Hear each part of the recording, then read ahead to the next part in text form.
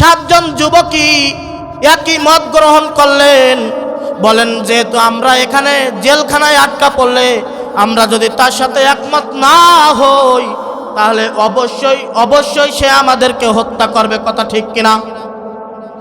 এই জন্য তারা চিন্তা ভাবনা করে প্ল্যান করলো আমরা পালিয়ে যাব।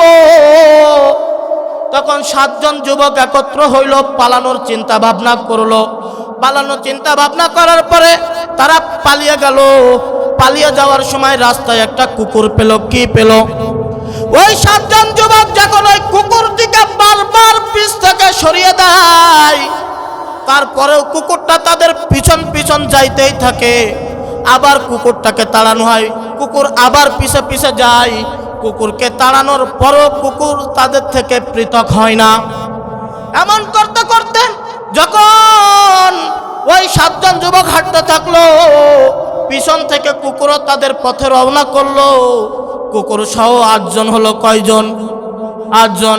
যাইতে যাইতে সন্ধ্যা পড়ে গেছে, রাত কাছাকাছি চলে আসছে, যাওয়ার তো আর কোনো সুযোগ নাই। তখন তারা চিন্তা ভাবনা করলো আমরা কি করতে পারি।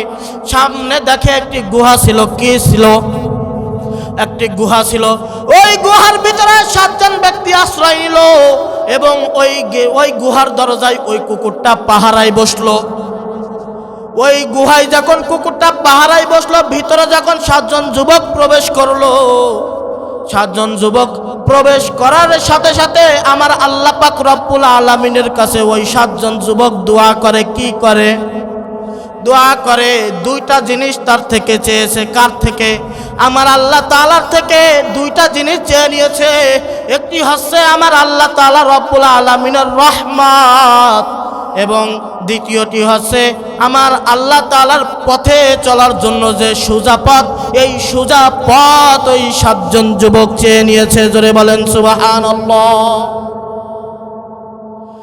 এই যুবকরা এই 2টা জিনিস চাওয়ার পর আমার আল্লাহ তাআলা রব্বুল আলামিন চিন্তা করে জানান যে তোরা তো আমার কাছে চাইছস, আমার কারণে তোরা রাজ্য ছেড়েছস, আমার কারণে তোরা পরিবার ছেড়েছো, আমার কারণে তোরা রাজ্য ছেড়ে বাচ্চার হুঙ্কারে পড়েছো, তোরা জেলখানায় প্রবেশ করেছো। তারপরেও বাচ্চা হুমকি দিয়েছে তোদের হত্যা করার, তারপরেও তোরা তাকে অ্যাভয়েড করেছো। তোমরা তারপরেও আমার দিনকে প্রাধান্য দিয়েছো। এই জন্য আমি আমার পক্ষ থেকে তোমাদের উপরে খাস রহমত বর্ষণ করলাম। একটু জোরে বলা যাবে কি সুবহানাল্লাহ? যখন আল্লাহ তাআলা রব্বুল আলামিন খাস রহমত বর্ষণ চাইলো, আমার আল্লাহ পাক রব্বুল আলামিন আলহামদুলিল্লাহিল্লাযী জাআলা আশ-শামসা ওয়াল কমারা বিহুসবান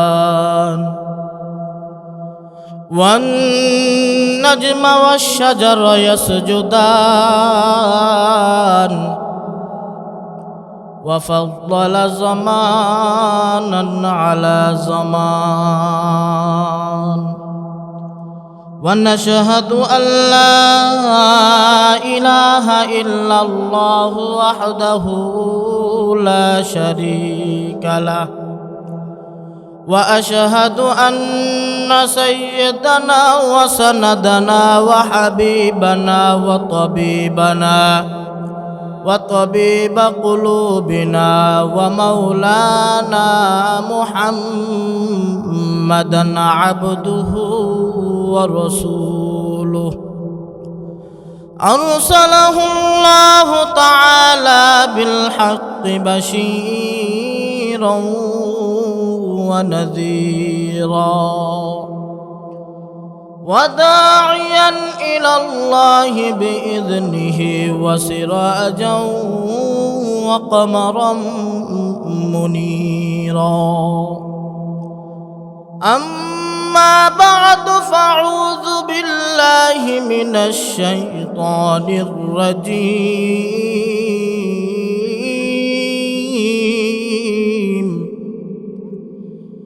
بسم الله الرحمن الرحيم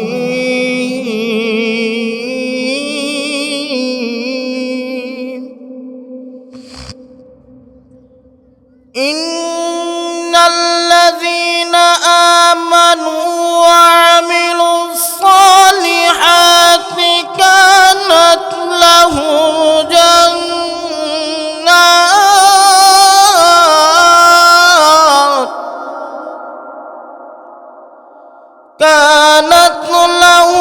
জান্নাতুল ফিরদাউসি নুজুলা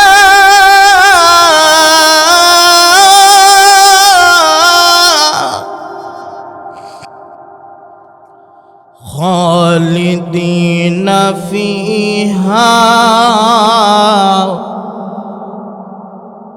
খালিদিনা ফিহা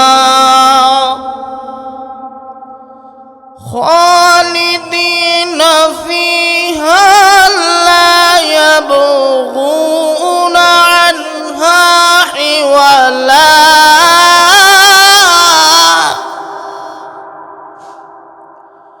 قل لو كان البحر مدادا لكلمات ربي لنفد البحر قبل أن تنفد كلمات ربي ولو جئنا بمثله مددا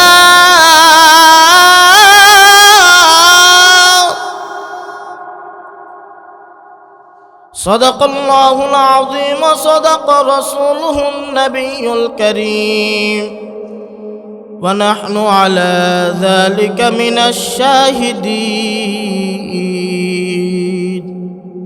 والشاكرين والذاكرين والحمد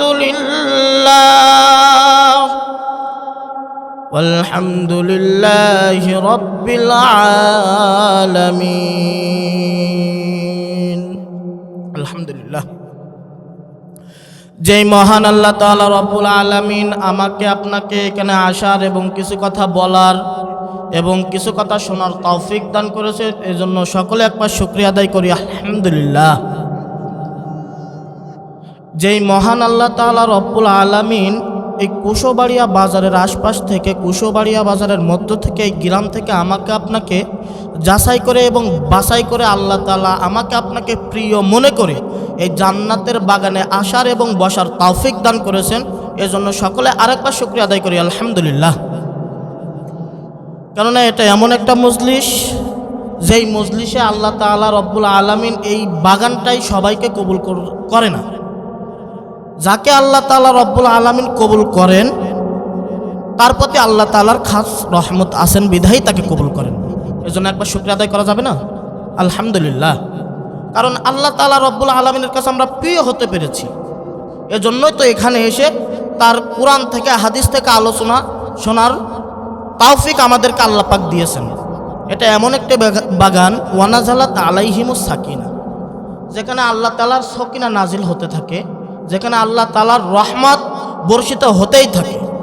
এই বাগানটাতে কালকে থেকে এখানে সোয়াব অটোমেটিকলি আসবে না, কিন্তু আজকে এখানে যে ময়দানটা তৈরি হয়েছে, যে বাগানটা তৈরি হয়েছে, এই বাগানে অটোমেটিকলি এই দিনের আলোচনা যতক্ষণ পর্যন্ত চলবে আল্লাহ তাআলার খাস রহমত বর্ষণ হতেই থাকবে। সুবহানাল্লাহ। আমি আপনাদের মাঝে একটি আয়াত কারিমা তেলাওয়াত করেছি, ইন্নাল্লাযীনা আমানু ওয়া আমিলুস সালিহাত কানাত লাহুম জান্নাতুল ফিরদাউসি নুজুলা। আল্লাহ তাআলা রব্বুল আলামিন কোরআনের মধ্যে অবতীর্ণ করেছেন এই আয়াতখানা, প্রসিদ্ধ একটা জায়গা। এই জায়গাকে কেন্দ্র করে ইন্নাল্লাযীনা আমানু ওয়া আমিলুস সালিহাত, যারা ঈমান এনেছে কিসের উপরে? সালিহাতের উপরে। যারা কি এনেছে? ঈমান এনেছে। আল্লাহ পাক রব্বুল আলামিন বান্দাদেরকে দুইটি কারণে জান্নাত দিবে, বিশেষ করে কয়টি কারণে? দুইটি কারণে। একটা হচ্ছে ঈমান, একটি হচ্ছে ঈমান, আর দ্বিতীয়টি হচ্ছে নেক আমল। দ্বিতীয়টা কি? নেক আমল। এই দুইটা কারণে আল্লাহ পাক রব্বুল আলামিন মুমিন বান্দাদের জন্য, যারা মুমিন মুত্তাকি, তাদের জন্য আল্লাহ তাআলা জান্নাত নির্ধারণ করেছেন। এখন ঈমানদার হতে হবে, কেমন ঈমানদার হতে হবে? ঈমানদার হতে হবে, কিন্তু ঈমানদার হতে হবে কেমন, এবং এই দিনের পথে কিভাবে অটল অবিচল থাকলে মুমিন মুত্তাকি হওয়া যাবে, এবং কিভাবে ঈমানটা দৃঢ় করা যায়, ধরে রাখা যায়, যেন ঈমানের পথ থেকে আমাকে আপনাকে অত্যাচার করার পরেও যেন এই দিন থেকে বিতাড়িত না হয়ে যায়, দূরে সরে না যায়, আল্লাহ পাক এই দিনের রাস্তা থেকে আমাদেরকে সরিয়ে না দেয়। এই জন্যই তো এই দিন, এই জন্যই তো আমাদের ঈমান, এই জন্যই তো আমাদের নেক আমল। এই নেক আমল করতে পারলেই তো আমাদের ঈমানটা মজবুত হবে, কথা ঠিক না? তা এই নেক আমল করে ঈমান মজবুত করার দরকার আছে কি নাই? এই জন্য আল্লাহ তাআলা রব্বুল আলামিন সূরাতুন নাবার মধ্যে বলেন, ওয়া আম্মা মান খাফা মাকামা রাব্বিহি ওয়া নাহান নাফসা আনিল হাওয়া ওয়া আম্মা মান খাফা মাকামা রাব্বিহি ওয়া নাহান নাফসা আনিল হাওয়া ওয়া আম্মা মান খাফা মাকামা রাব্বিহি, যেই ব্যক্তির মধ্যে আমার আল্লাহ পাক রব্বুল আলামিনের ভয় থাকবে। কি থাকবে? আমার আল্লাহ পাক রব্বুল আলামিনের ভয় যার মধ্যে থাকবে, ওয়া আম্মা মান খাফা মাকামা রাব্বিহি ওয়া নাহান নাফসা আনিল হাওয়া, এবং যার নফসটা কুমন্ত্রণা থেকে বাঁচিয়ে রাখে। এই দুইটা জিনিস যার মধ্যে থাকবে, ওয়া নাহান নাফসা আনিল হাওয়া, কুমন্ত্রণা থেকেও যে বেঁচে থাকবে, ওয়া আম্মা মান খাফা মাকামা রাব্বিহি, এবং যার মধ্যে কি থাকবে? আল্লাহ তাআলার ভয় থাকবে। এই দুটো কাজ যার মধ্যে থাকবে, ফাইনাল জান্নাতা হিয়াল মাওয়া, আমার আল্লাহ পাক রব্বুল আলামিন তার জন্য জান্নাতকে অবধারিত করে রেখেছে। জোরে বলা যাবে কি সুবহানাল্লাহ? এই ঈমান নেক আমলের ঈমান, এই ঈমানটা দৃঢ় কিভাবে করা যায়? কুরআন শরীফের মধ্যে একটি প্রসিদ্ধ সূরা আছে, সূরাটার নাম আছে কাহাফ। নাম কি? সূরা কাহাফ। এর মধ্যে আল্লাহ তাআলা রব্বুল আলামিন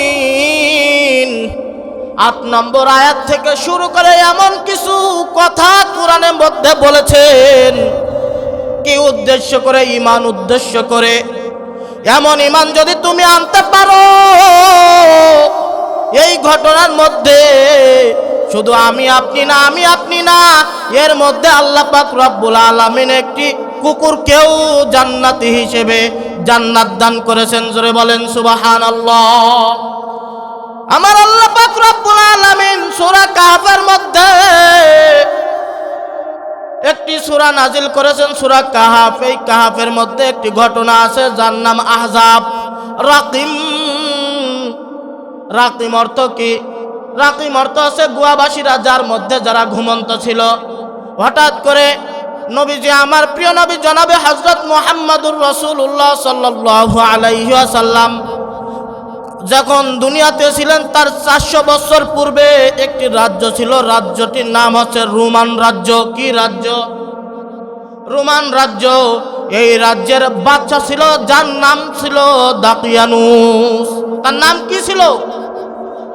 দাকিয়ানুস।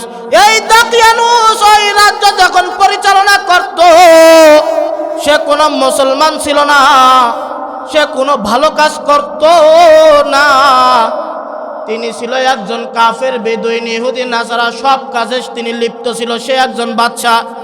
যদি কেউ আল্লাহ তাআলার কাজ করত, যদি ঈমানের পথে চলতো, দিনের পথে চলতো, নামাজ পড়তো, তার উপর কঠিন অত্যাচার তিনি করতেন। কঠিনতম অত্যাচার তার উপরে তিনি চালাতেন, নির্যাতন করতেন। সেই সময় এই জন্য ভয়তে, তিনি তো বাদশা মানুষ, তিনি তো রাজা, তার উপরে কেউ কোনো কথা বলতে পারতো না। এই কারণে তার বিরোধিতাও কেউ করতো না, কিছু অল্প সংখ্যক মানুষ, কারণ পুরো দেশই তো একদিকে, আমি আপনি বা এই এক দেশের বিরুদ্ধে কি বা করতে পারি, কথা ঠিক কিনা? এই জন্য তখন ওই বাচ্চা যদি কেউ দিনের কাজ করত, তাকে তার উপরেও জুলুম অত্যাচার নিপীড়িত দান করত, তাকেও দিনের কাজ করতে দিত না, নামাজ পড়তে দিত না, রোজা রাখতে দিত না, ইমানের যত কাজ আছে কিছুই করতে দিত না। বাচ্চার নাম ছিল দাকিয়ানুস। সেই দাকিয়ানুস হঠাৎ করে তার এলাকায় অগ্নি পুজো লিপ্ত হলো, একটা মেলার আয়োজন করলো, যে আমাদের এখানে যেমন 10 দিন 15 দিন 7 দিন সপ্তাহখানিক যাবৎ পূজা করা হয়, হয় কি হয় না? হিন্দুদের মধ্যে পূজা করা হয়, তাদের কিছু দিন যেমন আমাদের ঈদ আছে, ঈদুল ফিতর আছে, ঈদুল আজহা আছে, হিন্দুদের মধ্যেও বিভিন্ন ধরনের পূজা আছে। এই পূজার আয়োজন করলো বাচ্চা দাকিয়ানুস। এই বাচ্চা দাকিয়ানুস যখন পূজার আয়োজন করলো, তখন তার রাজ্যের কিছু প্রহরী ছিল, যারা তার রাজ্যে কাজ করত। তারা কি করত? তার রাজ্যে কাজ করত। কাজ করার পর কিন্তু তারা গোপনে গোপনে ভিতরে ইসলাম লালন করত।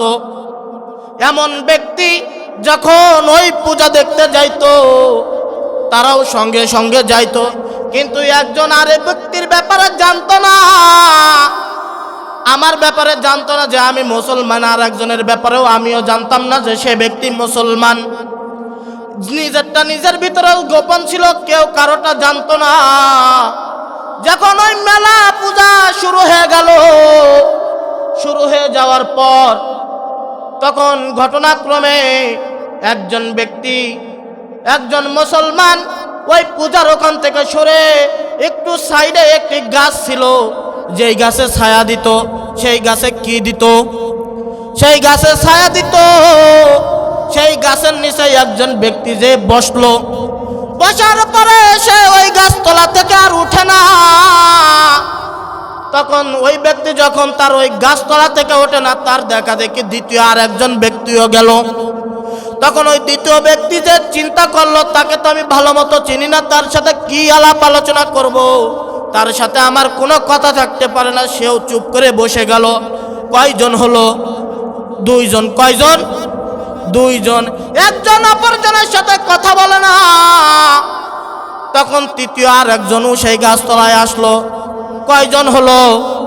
3 জন। একজন অপরজনের সাথে কথা বলে না। এমন করতে করতে কোরআনের মধ্যে কোনো সংখ্যা উল্লেখ হয় নাই, কিন্তু বিভিন্ন ইতিহাসের কিতাব থেকে জানা যায় 5 জন, 6 জন, 7 জন, 8 জন এভাবে উল্লেখ আছে, কিন্তু কোরআন দিয়ে কোনো সংখ্যা নির্ধারিত নাই।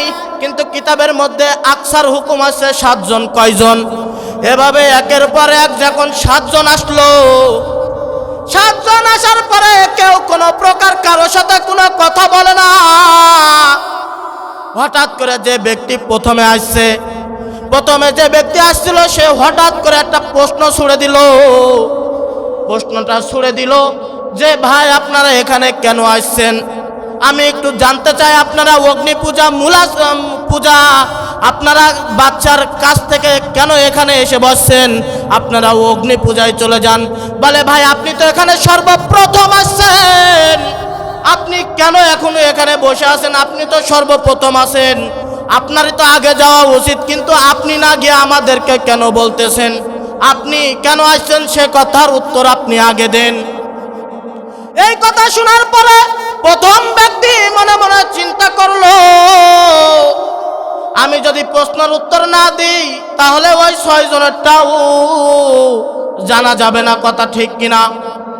ওই 6 জনেরটা জানার জন্য তিনি তার পরিচয় দিয়েছেন। কি পরিচয় দিয়েছেন? বলে, ভাই আমার তো ভিতরগত একটু সমস্যা, আমি একজন ইসলাম মাইন্ডে মানুষ, আমি দিনের পথে চলি, কিন্তু বাচ্চা তো এটা পছন্দ করে না, পছন্দ করে না। সে যদি জানে তাহলে আমাকে দিয়ে জোর করে শিরিক করাবে। সেই জন্য আমি তার কাছ থেকে উঠে এই গাছতলাতে এসে বসছি। জোরে বলেন সুবহানাল্লাহ। প্রশংসা কার? প্রশংসা কার? আল্লাহ আল্লাহ। মি কুনাদ শামস কমার আল্লাহ আল্লাহ মি কুনাদ লাইল নাহার, আল্লাহ আল্লাহ মি কুনাদ হজর সাজার, আল্লাহ আল্লাহ মি কুনাদ আরজ বাহার, আল্লাহ আল্লাহ মি কুনাদ মাহি অমুর, আল্লাহ আল্লাহ মি কুনাদ নিজ কুহে তুর, আল্লাহ আল্লাহ মি কুনাদ জুমলা জাহা, আল্লাহ আল্লাহ মি কুনাদ জুমলা রওয়া। জোরে বলেন সুবহানাল্লাহ। সমস্ত প্রশংসা আল্লাহ তাআলার, সমস্ত প্রশংসা আল্লাহ তাআলার। তিনি ওই প্রথম ব্যক্তির মুখ দিয়ে যখন সত্য কথা বলাইছে, বলানোর পরে ওই একে একে অন্য 6 জন ব্যক্তি দাঁড়িয়েও সত্য কথা বলেছে। জোরে কান সুবহানাল্লাহ। প্রথম ব্যক্তির বয়ান যা ছিল যে আমি একজন মুসলমান, দিনের পথে চলি, আমি বাচ্চার থেকে দূরে দূরে থাকি যেন আমাকে দিয়ে কোনো শিরিকের কাজ না করাতে পারে, ইসলাম বিরোধী কাজ না করাতে পারে, পূজা না করাতে পারে, মেলার ভিতরে আমি অন্তর্ভুক্ত না থাকতে পারি, এই কারণে আমি বাচ্চা থেকে দূরে দূরে থাকি। অপর 6 জনের বক্তব্য একই, কিন্তু কিছুক্ষণ পূর্বেও একজন আর একজন ব্যক্তিকে চিনত না, কথা ঠিক কিনা? কিন্তু যখন পরিচয় হয়ে গেল তখন তাদের বক্তব্য অনুযায়ী তারা 7 জন মুসলমান কিনা, তারা 7 জন মুসলমান। কিন্তু 7 জন মুসলমান হওয়ার পরেও একই রাজ্যে, একই শহরে, একই জায়গায়, একই বাচ্চার খেদমত করার পরেও ভিতরে যে ভয়টা ছিল, ওই ভয়ের কারণে কারো সামনে সত্য কথা বলতে পারে না। যখন প্রথম জন সত্য কথা বলার পরে সবাই যখন সত্য কথা বলেছে, বলার পরে এটা জানাজানি হয়ে যায়, বাচ্চা দাকিয়ানুসের কানে যখন তার নলেজে এই ঘটনা চলে যায় যে 7 জন ব্যক্তি আছে রাজ্যে, তার রাজ্যে কাজ করে, তার দরবারে কাজ করে এমন 7 জন যুবক আছে। কয়জন যুবক? 7 জন যুবক আছে। এই যুবকদেরকে গ্রেফতার করার হুকুম দেয় বাচ্চা, তাদেরকে গ্রেফতার করার হুকুম দেয়। যখন গ্রেফতার করার হুকুম দেয়, হুকুম দেওয়ার পরে তাদেরকে আটক করা হয়, তাদেরকে জেলখানায় ভরা হয়। জেলখানায় নেওয়া যাওয়ার পরে বাচ্চা তাদের সঙ্গে দেখা করার জন্য যায়। দেখা করতে গিয়ে বাচ্চা দাকিয়ানুস বলে, ও যুবক ভাইরা, যদি তোমরা যুবক না হয়ে মুরব্বী হতে, তাহলে কঙ্কার পাথর মেরে তোমাদেরকে হত্যা করে ফেলতাম।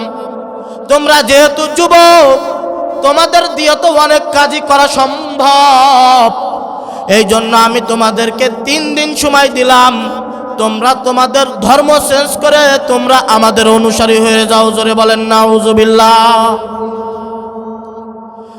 যখন এই অফার করার পরেও কোনো যুবক কোনো প্রকার উত্তর দেয় নাই, তখন ওই যুবকের মধ্যে যে প্রধান ছিল, ওই প্রথম জন ব্যক্তি, তিনি বলেন আমরা একটু চিন্তা ভাবনা করে আপনাকে জানাবো। কয়দিন সময় দিয়েছে? 3 দিন সময় দিয়েছে। এই 3 দিন সময় পাওয়ার পর তারা চিন্তা ভাবনা করতে লাগলো, লালন পালন করতে লাগলো, আমরা কি করতে পারি, আমাদের পথ চলাটা কেমন হতে পারে, আমরা ইসলাম ধর্ম ছেড়ে দেব কি দেব না, তার ধর্মে ত্যাগ করব কি করব না, তার ধর্মে আমরা গ্রহণ করব না, এমন একটা দ্বিধাদ্বন্দ্বে তারা পড়ে যায়। তাদের মধ্যখান থেকে একজন বলতে লাগলো, ভাই আমি ছোট মানুষ, আমার একটা কথা ছিল।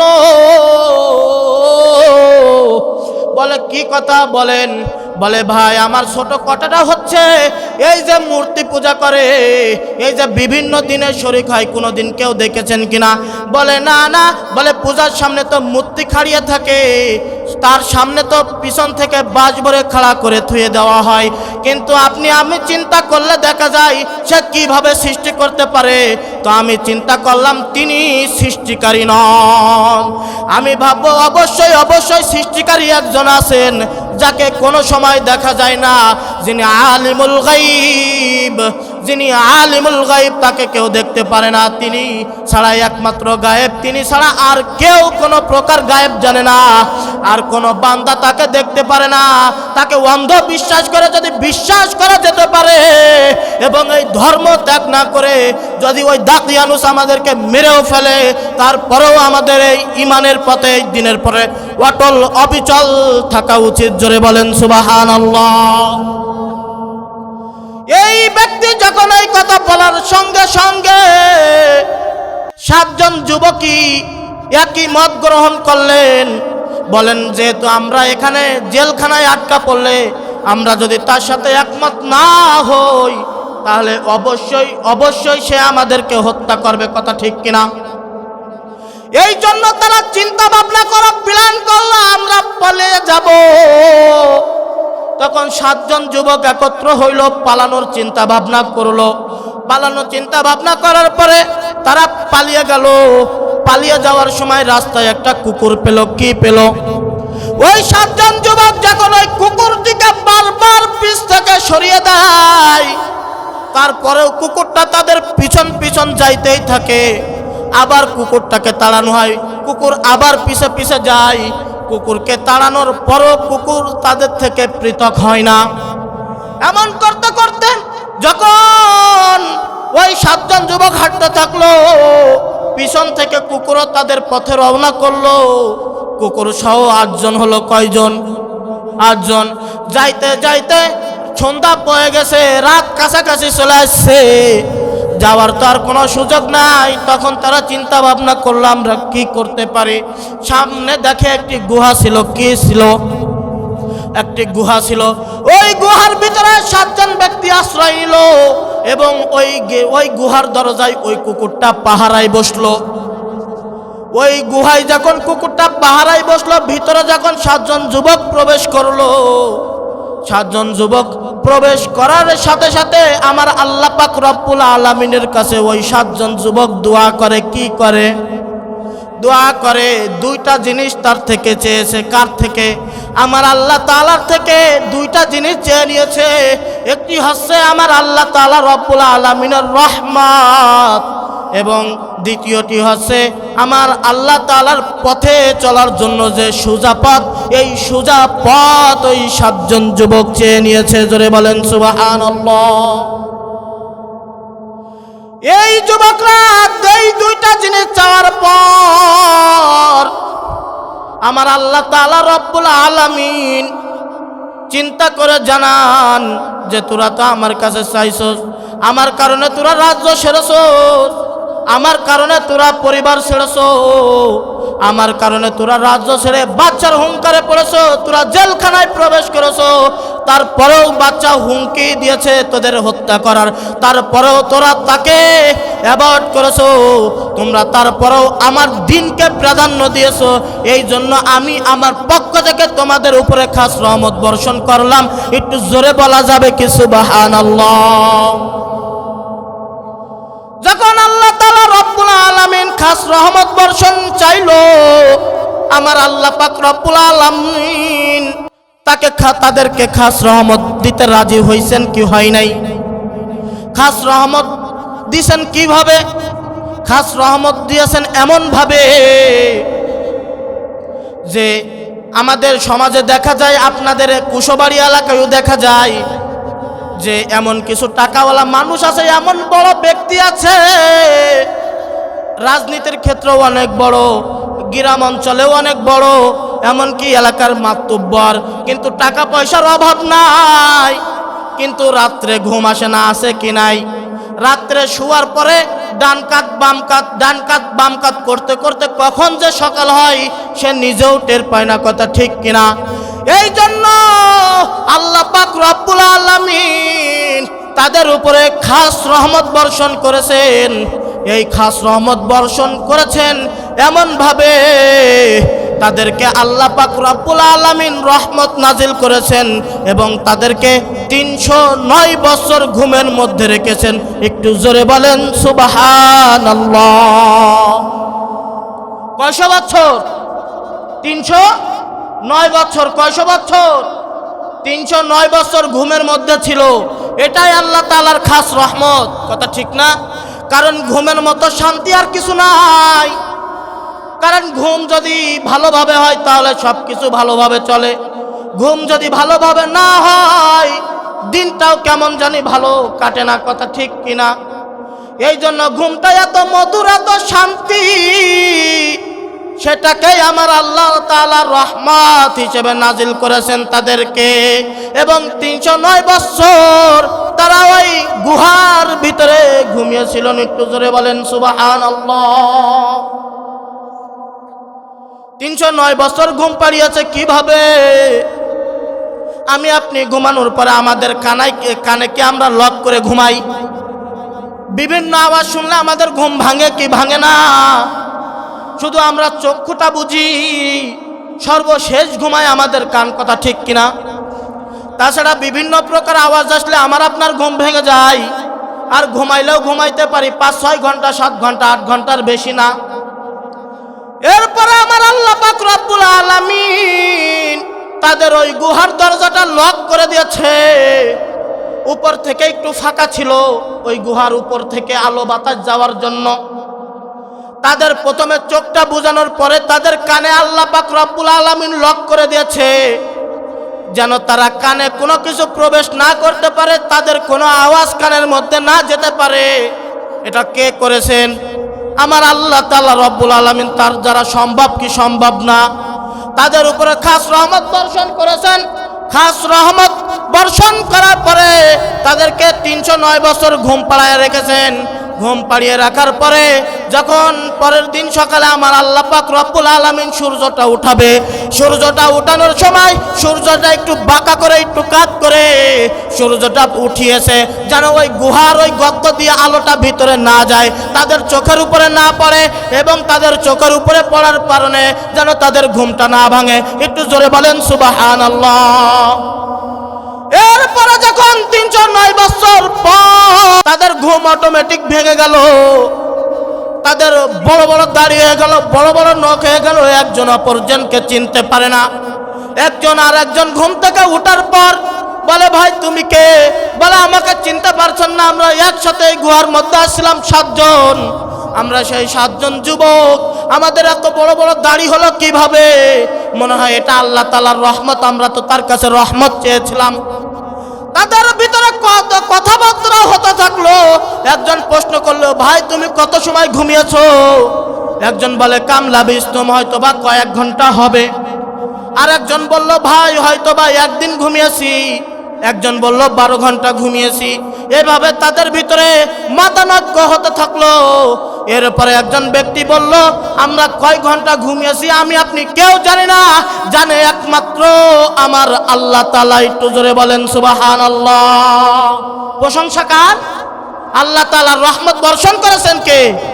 সদর কাজী হিকমত ইউনানিয়া, হিকমত ইউনানিয়া কুরআনিয়া, আহাদুল লাইসা কামিসলিক, সামাদুল লাইসা কাফাজলিক, লিমানিল মুলকু তুগুই তো সাজাওয়ার খোদাই, বরিয়াস কুরদান খুফদান, বরিয়াস তুহমত মুরদান, বরিয়াজ রঞ্জ উমিদি, বরিয়াজ রঞ্জ বালাই, हमारा आइबे तू खुशी, हमारा आइबे तू दानी, हमारा रिज़्क़ रसानी, हमारा जुद अताई।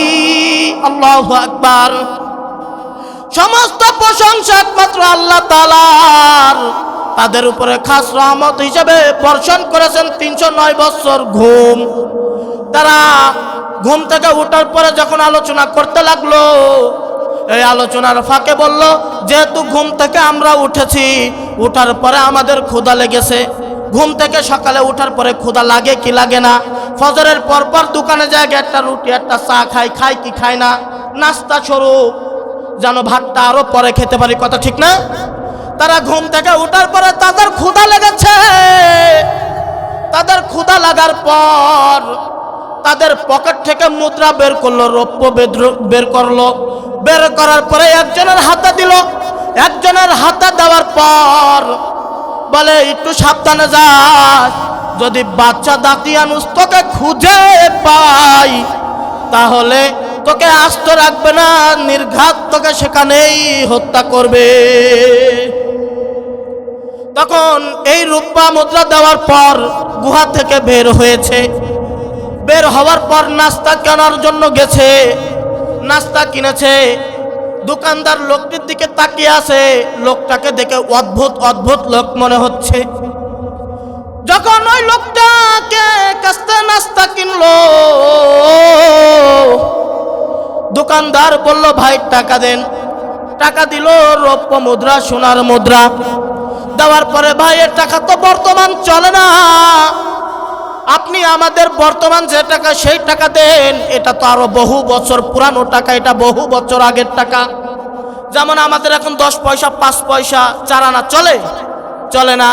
সেই জমানায় টাকা ব্যবহার হতো স্বর্ণের মুদ্রার, রৌপ্য মুদ্রার টাকা ব্যবহার করা হতো।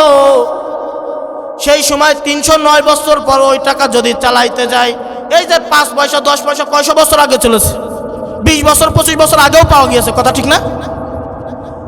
কিন্তু 309 বছর পর যখন ওই দোকানদারের হাতে ওই স্বর্ণ মুদ্রা দিল, টাকা হিসাবে দেওয়ার পরে দোকানদার টাকা দেখে বলে, ভাই এটাই টাকা তো বর্তমান চলে না, আমরা এই টাকার কথা ইতিহাসে পড়েছি, ইতিহাসে শুনেছি, আমরা এই টাকা বর্তমান চলে না, ভাই আপনি কে একটু সত্য করে বলুন। দোকানদার প্রশ্ন করে বসছে, তার কোনো জবাব নাই। কিন্তু ওই গুহাবাসী থেকে যে আসছে, সে চারিদিকে তাকিয়ে দেখে এটা তার এলাকার মধ্যে, তার রাজ্যের মধ্যেই, কিন্তু দেখে এলাকাটা অনেক পরিবর্তন হয়েছে, এলাকাটা আর চিনতে পারে না। যেমন এই কুশবাড়ির মুসলমান, তুমি যখন মৃত্যুবরণ করো, বা তুমি যদি এখন মৃত্যুবরণ করার পরে অটোমেটিকলি আল্লাহর কুদরতের সাহায্যে যদি তুমি 300 বছর পরে বাঁচো, তাহলে তোমার কুশবাড়িয়ার অবস্থা এমন থাকবে কিনা? এই কুশবাড়িয়ার আগে 200 বছর আগে কেমন ছিল একটু ভেবে দেখেন। ওই অঞ্চলের অবস্থাও তেমন ছিল। যখন ওই বাচ্চার ভয়ে ওই গুহায় ঘুমিয়েছিল, 309 বছর পরে যখন নাস্তা কিনতে গেল, নাস্তা কিনতে যাওয়ার পরে যখন টাকা চললো না, তখন চারিকলে খোঁজ করে যে আমার এলাকা কোথায়, এটা তো আমার এলাকা না, এটা তো আমার এলাকা না, এই এলাকাটা কেমন জানি দেখা যায়। তখন ওখানে বিভিন্ন প্রকার লোকের সমাগম হলো, অনেক লোকজন আসলো, তাকে চেপে ধরলো। এই টাকা আপনি কোথায় পেয়েছেন? অবশ্যই অবশ্যই খাজনা পেয়েছেন। এই খাজনা রেখেছেন কোথায়? আমাদের রাজ্যের মাল, আপনি আমাদের রাজ্যে এই খাজনার মাল পৌঁছিয়ে দেন। বলে, না ভাই না, এটা কোনো খাজনার মাল না, এই টাকাটা আমার নিজস্ব টাকা, আমার সাথী ভাইদের টাকা, এই টাকা নিয়ে আমি নাস্তা কিনতে আসছি। তারা ক্ষুধা অবস্থায় আছে, তাদের জন্য নাস্তা কিনে নিয়ে যেতে বলছে। এই কথা শোনার পরে তারা বিশ্বাস করে না। বিশ্বাস না করার পরে তাদেরকে নিয়ে চলে গেল রাজার দরবারে। কোথায় নিয়ে চলে গেল? রাজার দরবারে যখন নিয়ে চলে গেল, রাজার দরবারে নিয়ে যাওয়ার পর যখন বাচ্চার সামনে, রাজার সামনে তাকে উপস্থিত করা হলো, তাকে বাচ্চা দেখে বলে, এ কি একটা অদ্ভুত মানুষ, তোমরা তাকে কোথায় পেয়েছো? বলে, হুজুর আমরা তাকে পেয়েছি এমন একটি জায়গায়, যে দোকানে আসছিল নাস্তা করার জন্য, নাস্তা কেনার জন্য। সে টাকা হিসাবে দিয়েছে সোনার মুদ্রা, রৌপ্য মুদ্রা। সেই টাকা দেওয়ার পরে এই টাকা তো বর্তমান চলে না, সে অবশ্যই এই রাজ দরবারের খাজনা পেয়েছে। সেই রাজ দরবারের খাজনা কোথায় পেয়েছে তাকে একটু জিজ্ঞাসা করে।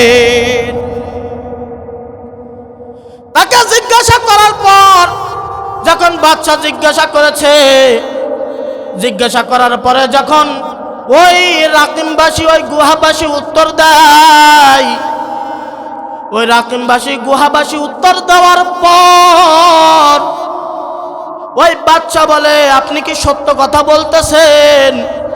বলে, হ্যাঁ আমরা সত্য কথাই বলতেছি। বলে, আপনি তো একলা, আপনার আর 6 জন সঙ্গী কই? বলে, আপনি কিভাবে জানেন আমার আরো 6 জন সঙ্গী আছে?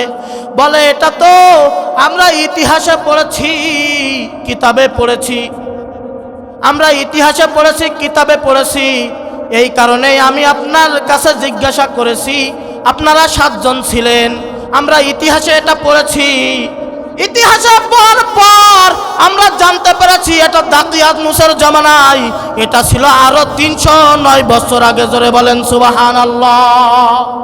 কিন্তু বর্তমান জামানায় যে বাচ্চা ছিল সে একজন আহলে সুন্নাত ওয়াল জামাতের অন্তর্ভুক্ত, তাকে আরো বলে তাদের 6 জন কেউ আনেন আমরা আপনাদেরকে পুরস্কৃত করব। আপনারা যে এখনো আল্লাহ তাআলার ঈমান বাঁচিয়ে রাখার জন্য আপনারা তার রাজ্য থেকে পলিয়ে গুহার মধ্যে ছিলেন, আর আল্লাহ তাআলা আপনাদেরকে এতদিন যাবৎ জীবিত রেখেছেন, এই জন্য তাদেরকে আনেন। আমরা ইতিহাসে আপনাদেরকে পড়েছি, আমরা আপনাদেরকে পুরস্কৃত করতে চাই, আমরা আপনাদের পুরস্কৃত করতে চাই।